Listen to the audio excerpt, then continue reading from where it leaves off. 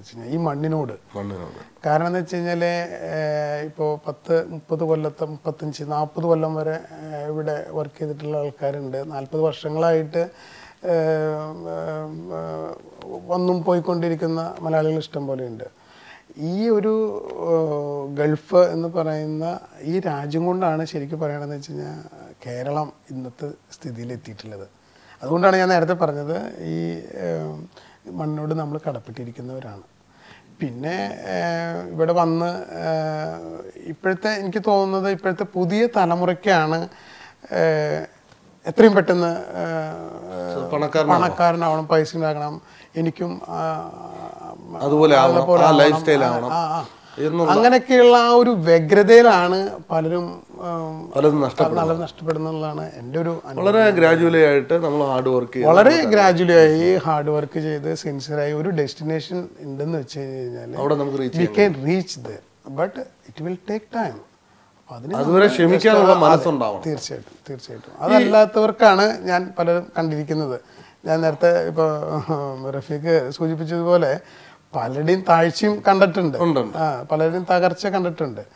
അതിൻ്റെയൊക്കെ പിന്നിൽ ഞാൻ മനസ്സിലാക്കിയിടത്തോളം എല്ലാം ഒരൊറ്റ രാത്രി കൊണ്ട് വെട്ടിപ്പിടിക്കാം എന്നുള്ള ആ ഒരു വ്യഗ്രതയാണ് മനുഷ്യനെ ഒരു പരാജയത്തിലേക്ക് കൊണ്ടുപോകുന്നത്. പക്ഷെ നമ്മൾ ജയ്സേട്ടൻ പറഞ്ഞ പോലെ ഒരു ഡെസ്റ്റിനേഷൻ ഉണ്ട്, എന്തായാലും നമ്മൾ റീച്ച് ചെയ്യും. ആ ലക്ഷ്യത്തിലേക്കുള്ള യാത്രയിൽ നമ്മൾ പ്രതിസന്ധികളുണ്ടാവും, പ്രശ്നങ്ങളുണ്ടാവും. പക്ഷെ അതിനെ തരണം ചെയ്യാനുള്ള മനസ്സുണ്ടായിരുന്നാൽ തീർച്ചയായിട്ടും അതിനുള്ള തരണാനുള്ള മനസ്സുണ്ടാവണം, ആൻഡ് ക്ഷമയുണ്ടായിരിക്കണം. മാത്രമാണ് നമ്മൾ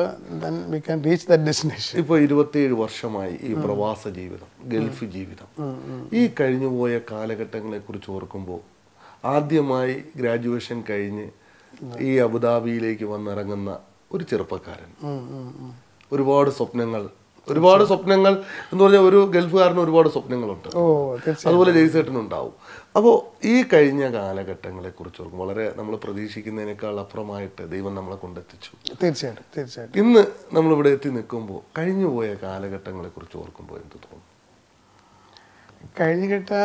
ഞാൻ എപ്പോഴും മനസ്സിൽ ചിന്തിക്കുന്ന ഒരു കാര്യം എന്ന് വെച്ച് കഴിഞ്ഞാൽ, ഇപ്പോൾ നമ്മളുടെ ഈ പറഞ്ഞ ഏതൊരാളുടെ ജീവിതത്തിലാണെന്ന് വെച്ച് കഴിഞ്ഞാൽ പല ഉയർച്ചകളും താഴ്ചകളും ഉണ്ടാവും, ഇല്ലേ?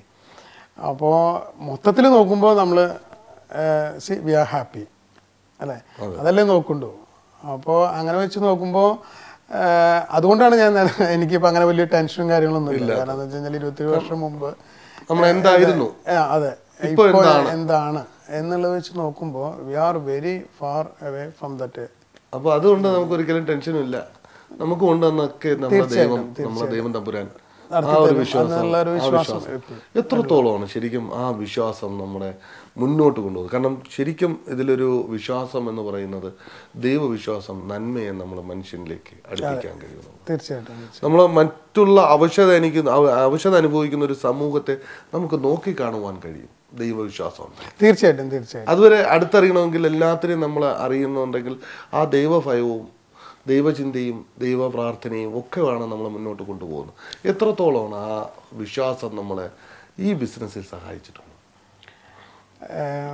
ഏതൊരു ബിസിനസ്സിലും ഈ പറഞ്ഞ മാതിരിയുള്ള പ്രതിസന്ധികൾ വരുമ്പോൾ ഞാൻ നേരത്തെ പറഞ്ഞ മാതിരിയുള്ള ആ ഒരു ചെറുപ്പം മുതലേ ഉള്ള അടിയുറച്ച ദൈവവിശ്വാസം, അത് മാത്രമാണ് നമുക്ക് ആ പ്രതിസന്ധിയിൽ നിന്ന് കരകയറാനായിട്ട് പറ്റിയിട്ടുള്ളത്.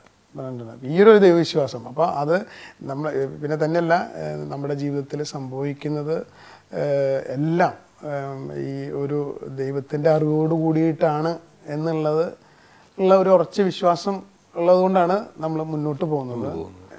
ഒരു പ്രതിസന്ധി വരുമ്പോൾ നമ്മൾ ദൈവത്തെ മറന്നു പോവാതെ ജീവിക്കുക, അത് വേറൊരു കാര്യമാണ്. കാരണം നമുക്കൊരു പ്രശ്നം വരുമ്പോൾ ദൈവത്തെ ചിന്തിക്കുകയും അല്ലാതെ ഒരു നല്ല കാലം വരുമ്പോൾ ദൈവത്തെ മറക്കുന്ന ഒരു അങ്ങനെ പാടില്ലല്ലോ.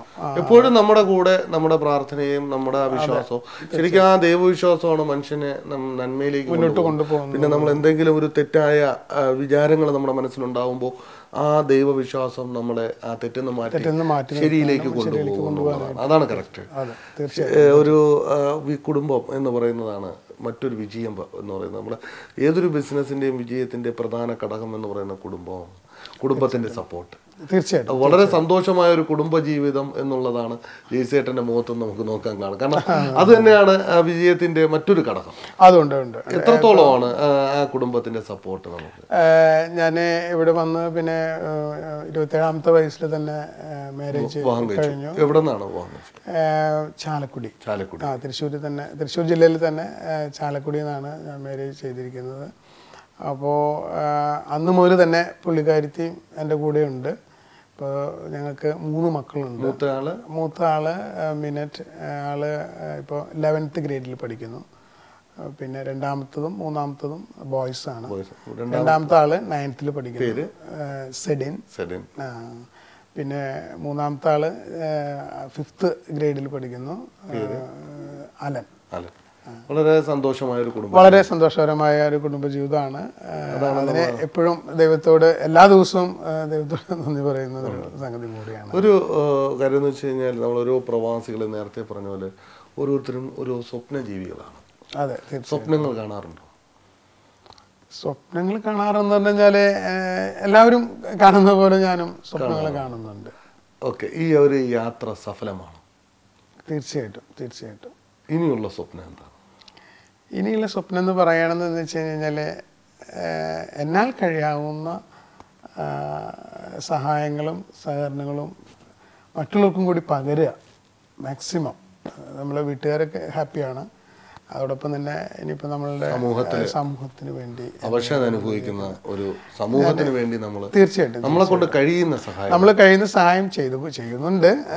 അത് തുടർന്നുകൊണ്ടേയിരിക്കണം എന്നുള്ള ഇതിലും വലിയ സഹായങ്ങൾ നമ്മളെ കൊണ്ട് സമൂഹത്തിന് ചെയ്യാൻ പറ്റണം എന്നുള്ള ഒരു സ്വപ്നം മാത്രമേ തന്നെയുള്ളൂ. ആ സ്വപ്നം സർവേശ്വരൻ അനുഗ്രഹിക്കട്ടെ, അതിനുള്ള സഫലമാവട്ടെ. അതോടൊപ്പം വളരെ തിരക്കേറിയ ഈ സമയത്ത് ഞങ്ങൾക്ക് വേണ്ടി ഇങ്ങനെ ഒരു സമയം കണ്ടെത്തിയതിൽ വളരെ നന്ദി. Thank you so much. Thank you very much.